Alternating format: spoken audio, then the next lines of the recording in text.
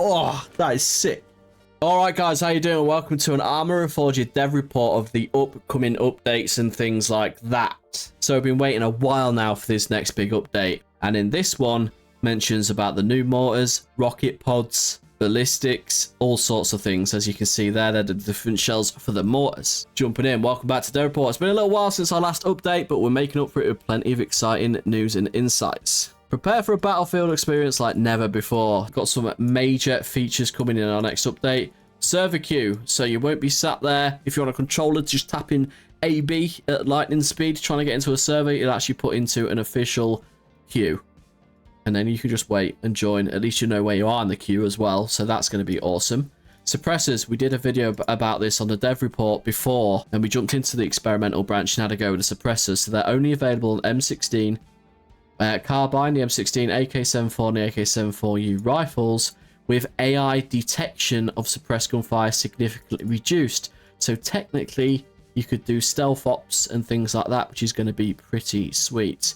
There was concern in the comments of the last video I did on this where people are worried that everyone in conflicts will be running around with just suppressed weapons now. But as you can see, if you want to use sniper rifles or designated marksman rifles, there's no suppressors for them yet. Okay, there is a brand new tutorial as well, which you can follow, offering a smoother onboard experience for new players and teach you about the basic game mechanics and all that sort of stuff. But here we go. Right, over incumbents. We touched on this last time in the experimental update.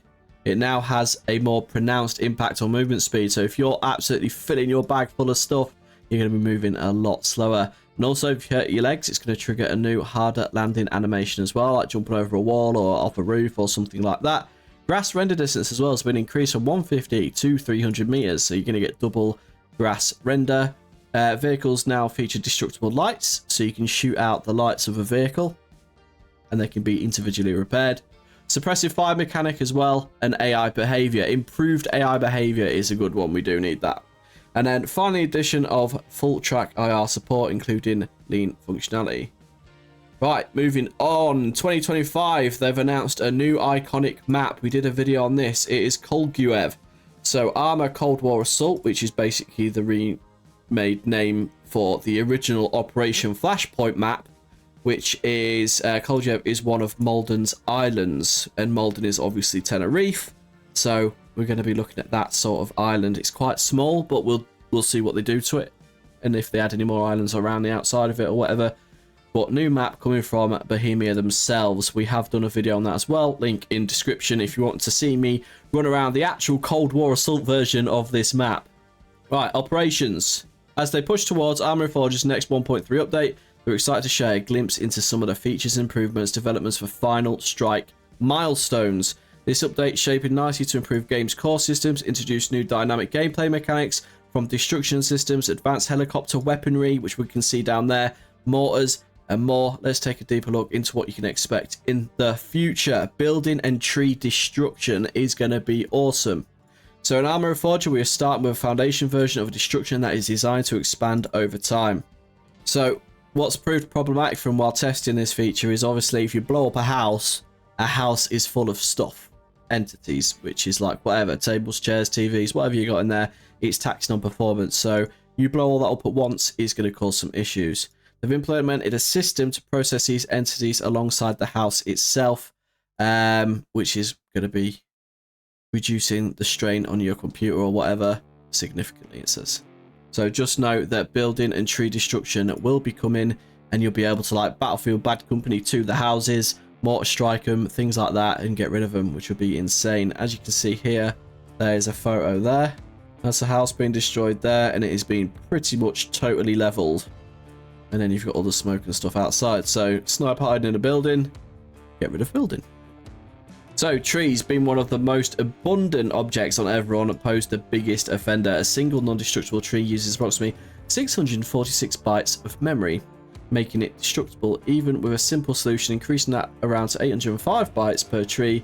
With 820,272 trees on Everon, this would require a staggering 660,318,960 bytes of memory, otherwise 660 megabytes. It seems a bit excessive given modern hardware is a considerable burden in this context. So yeah, there's that. And look at this. That's like blown up trees. A big section that's been taken out. Helicopter offensive weapons. Helicopter mounted weapons are a late addition to Arma Reforger's air combat arsenal. We've got M60s on the side of Hueys and stuff like that. MI8 armed as well, the gun at the front.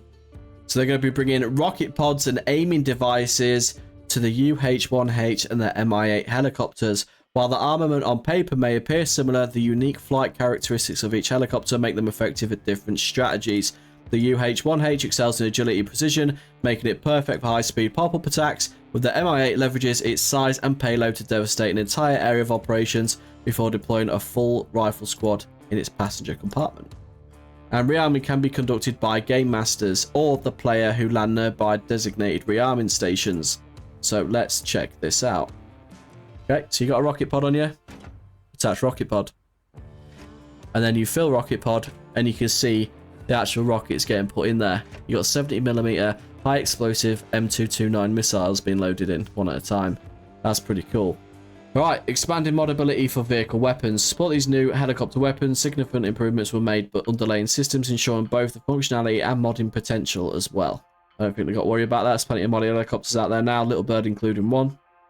So a major addition in this update as well is the ability for any character to control any turret regardless of their compartment or vehicle.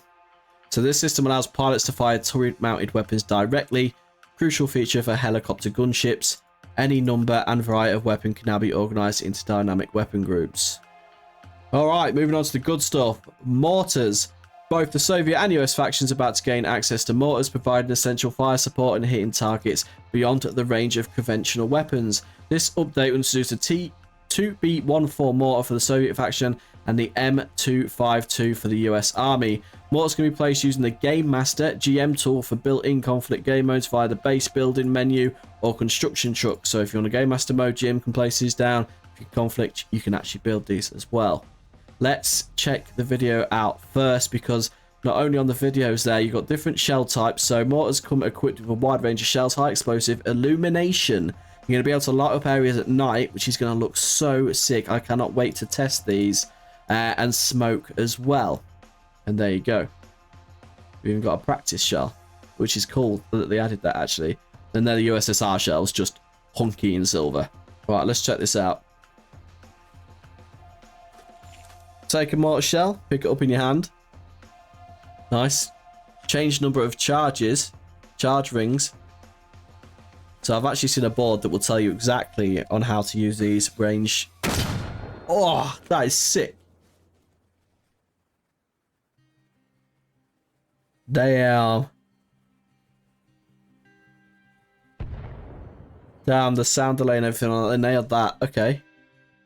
Arma Reforger mortar aiming. So, there you go. You look down the sight. And you've got all the mills on the side and the range on the right.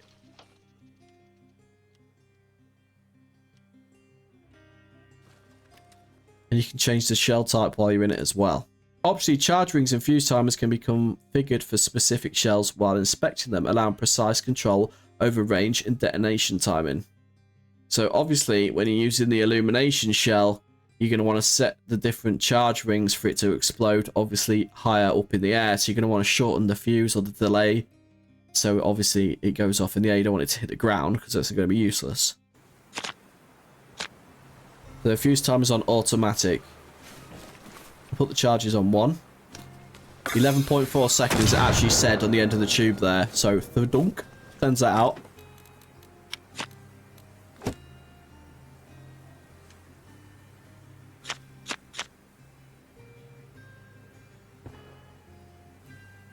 And he's setting that fuse time for 19 seconds. And then set that off. Operating mortars requires care. Standing too close to the muzzle or firing too rapidly by cancelling the load animation will expose players to dangerous pressure waves from the muzzle blast, potentially causing injury, unconsciousness as well. That is cool that they're adding it. If you're going to sit there and spam mortars or be stupid with it, you're going to end up unconscious or even death. Oh my god. Right in the face. It's not massive though. That one was. Straight uncon. Amazing. All right. Mortar blast debug. Damn, okay, so that's the area of effect. Right, AI controlled mortars as well for recoil will adjust their aim every few shots, as can be seen in this video. So this is literally the AI firing mortar shells. Right, this is your ballistic data sheet. This is the US, so this is going to tell you your average dispersion. So you got range, elevation, time of flight, per 100 meters, and time of flight or whatever. So you can actually learn how to use the mortars effectively. Same for the Russian one. So applying this sheet to the here, you've got the mills at the top and the bottom, and the range, you'll be able to get your mortars where you want them. So AI will also be capable of utilizing the mortars and providing fire support to the players. Players can command their AI squad members to operate mortars and fire specific targets using the game's commanding system. So you'll probably be able to open the map and select a position, which will make it pretty easy for you. Game masters can also direct AI squads to man mortars and execute precise fire missions using waypoints. The artillery fire waypoint is fully customizable, allowing GMs to select the type and quantity of shells that AI will use to prevent unintended consequences such as accidental friendly fire when deploying smoke shells. The AI will hold fire until the waypoint configuration is finalized by the game master. And by the way, when mortars are done, that is completely roadmap 2 done. Mortar and suppressors that's it done. You only got a couple of things on the end roadmap. Alright, so you got map improvements now. It's a handy tool that may feel familiar to veterans to previous Arma titles. This new tool overlays a grid on the map and displays approximate elevations above sea level, rounded to 5 meter increments to align with contour lines. I've added the protractor there, and you'll be able to put that on your map and use that for your mortar positions as well, which is pretty mental. Alright, and I will link this in the description below because you got bootcamp, communications, health system, modding bootcamp and all that, and they keep updating that as well. So you can learn how to do everything. But yeah, we just thought we'd touch on the update, watch some videos of the new mortar system, different types of shells, things like that. Look, how cool. And yeah, let me know your thoughts and feelings. This is just a dev update. I know I'm just talking over the top of all this. But we've, check out some previous videos where we've actually played the original Cold War Assault there and gone through the map.